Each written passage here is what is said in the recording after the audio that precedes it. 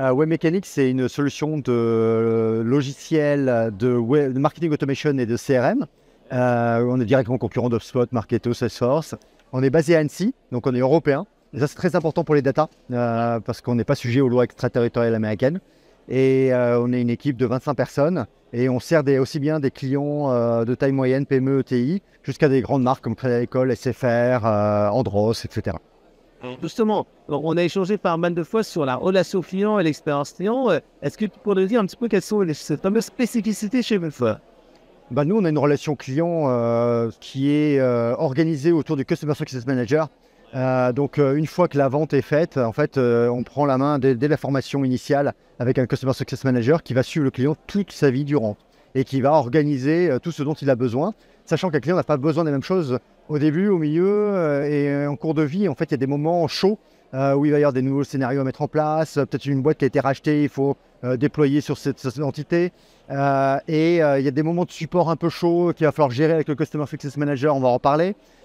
Et tout va s'articuler, des reformations à faire avec des gens qui arrivent dans la boîte, des gens qui sont partis, des gens qui arrivent.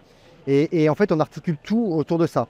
Et donc, l'enjeu, c'est la passation du vendeur au Customer Success Manager et ensuite la communication en interne avec le support technique, avec les développeurs, avec le marketing éventuellement, pour faire des actions de co-marketing également, puisqu'on fait la moitié de notre chiffre d'affaires aussi avec des partenaires.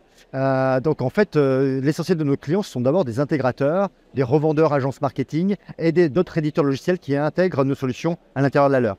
D'accord. Alors justement, ce rôle du Customer Success Manager, il est central. On voit souvent ce rôle-là dans le B2B, moins dans le B2C, parce qu'il y a cette notion d'accompagnement. Est-ce que tu peux nous en dire plus?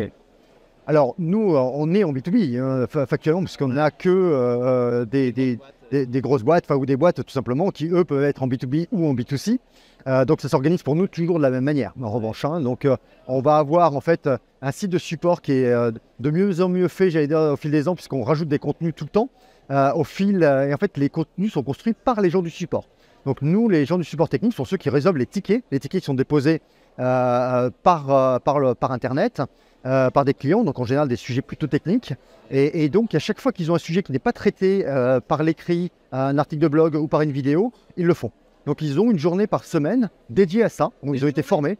Ils ont été formés à ça. Et donc, ça nous permet, année après année, de peupler de contenu utile nos bases. Et ce qui fait qu'année après année, on est de moins en moins sollicité aussi, puisqu'il y a plein de sujets. Les gens adorent se servir par eux-mêmes. Et donc, si vous leur donnez à disposition des contenus qui leur permettent de résoudre leurs problèmes, ils préfèrent encore plutôt que d'aller mettre un ticket. Et donc, beaucoup de problèmes sont résolus comme ça. Ensuite, le support, c'est aussi un bon moyen de savoir qu'est-ce qu'on doit améliorer techniquement. Donc, le lien se fait via le product manager vis-à-vis des équipes techniques. La roadmap peut être modifiée à un moment donné. Par exemple, à un moment donné, il y a 2-3 ans de ça, 3 ans, on avait un problème avec notre email builder. On l'a refait de fond en comble à partir des retours de nos clients. Et aujourd'hui, on a 0 ticket au support sur l'email builder. Voilà. Depuis 2 ans qu'on l'a sorti. D'accord. Donc c'est vraiment important d'écouter ses clients. Alors justement, cette fameuse base de connaissances, est-ce que tu as suivi un petit peu le nombre de tickets et l'évolution du nombre de clients? Parce que souvent, c'est ça qui est intéressant, c'est qu'on voit un nombre de clients qui augmente, les nombres de tickets qui stagnent, qui restent similaires. Est-ce que c'est à peu près pareil chez vous? Non, on a vraiment un nombre de tickets qui a plutôt tendance à baisser dans le temps. Justement, je pense qu'il y a 2 choses. En fait, il y a la base de contenu directement utile. Alors là, plutôt d'un niveau fonctionnel qui s'est enrichi considérablement année après année et qui permet la baisse. On produit moins de fonctionnalités que ce qu'on a produit de contenu pour résoudre les problèmes fonctionnels des gens à l'usage.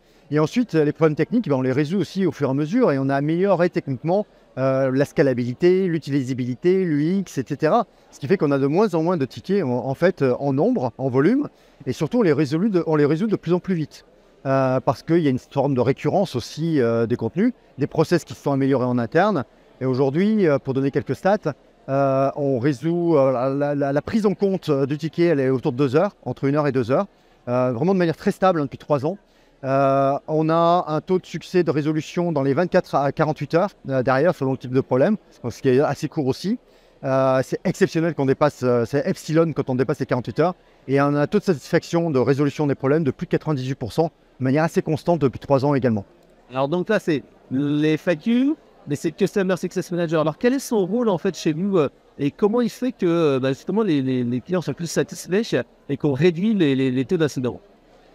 Alors, je sais pas si, en fait, la prise en compte se fait dès le départ. Et alors, ce qu'on a fait aussi, qu'on a rajouté en 2020, juste avant le Covid, c'était une chance, mais ce n'était pas fait pour ça. C'était pour améliorer la scalabilité du travail qui est fait par les Customer Success Managers, qui passaient à l'époque 80% de leur temps à faire la formation initiale et que 20% de leur temps à s'occuper du client durant son cycle de vie avec nous. Et aujourd'hui, on a complètement renversé la tendance, c'est-à-dire que nos Customer Success Managers passent 20% du temps sur le setup et l'onboarding initial et 80% de leur temps avec les clients, ce qui rend le job beaucoup plus intéressant. Donc on garde mieux nos Customer Success Managers, on n'a quasiment pas de Customer Success Managers qui partent aujourd'hui parce que le boulot est intéressant et varié. Et en plus, on s'occupe beaucoup mieux de nos clients une fois qu'ils sont clients. Et pourquoi? Parce qu'on a mis en ligne une académie, donc toutes nos formations, que ce soit sur les fonctionnalités ou des formations plus génériques, sur l'inbound marketing, sur le RGPD, etc., qu'on met à jour régulièrement. On a des modules de formation, de certification, mais également de formation générique, qui sont accessibles en ligne 24/7, 365 jours par an, par nos clients, et qui sont très utilisés, notamment quand il y a des gens qui arrivent, quand on se remet sur une fonctionnalité, quelqu'un qui n'a pas réécrit de scénario depuis 6 mois se remet à refaire des scénarios, ça arrive. Et donc ça, c'est des cas typiques où on avait une baisse de compétences, la learning curve qui a tendance à redescendre un peu derrière, et en fait c'est le moment où on réactive la bonne formation. Et ça nous permet en plus, via nos sites de support, les contenus qui sont consultés, mais également les formations qui sont consultées, ça nous permet à l'usage d'orienter les clients, mais automatiquement vers une formation, vers un contenu, en fonction de ce qu'ils sont en train de faire avec l'outil. Alors, comment on fait que les gens utilisent ces fameux sites de self-care? Parce que c'est souvent le problème, on met des FAQ en place, on met des sites de formation, puis les gens n'y vont pas. Est-ce que c'est le rôle du Customer Success Manager? Alors, les triples, ça peut être le Customer Success Manager, ça peut être le support, mais c'est aussi des automatismes qu'on peut mettre à l'intérieur du logiciel qui font que si une fonctionnalité n'a pas été activée depuis longtemps, faut définir le longtemps, quand elle est activée, c'est proposer une pop-up qui va proposer de l'information sur la fonctionnalité, par exemple, ou un contenu utile au support, ça dépend un peu du sujet. Sur les synchros, par exemple, typiquement, les synchros, c'est pas un truc qu'on fait tous les 4 matins. Et donc, quand on s'y remet, forcément, on a perdu un peu la main.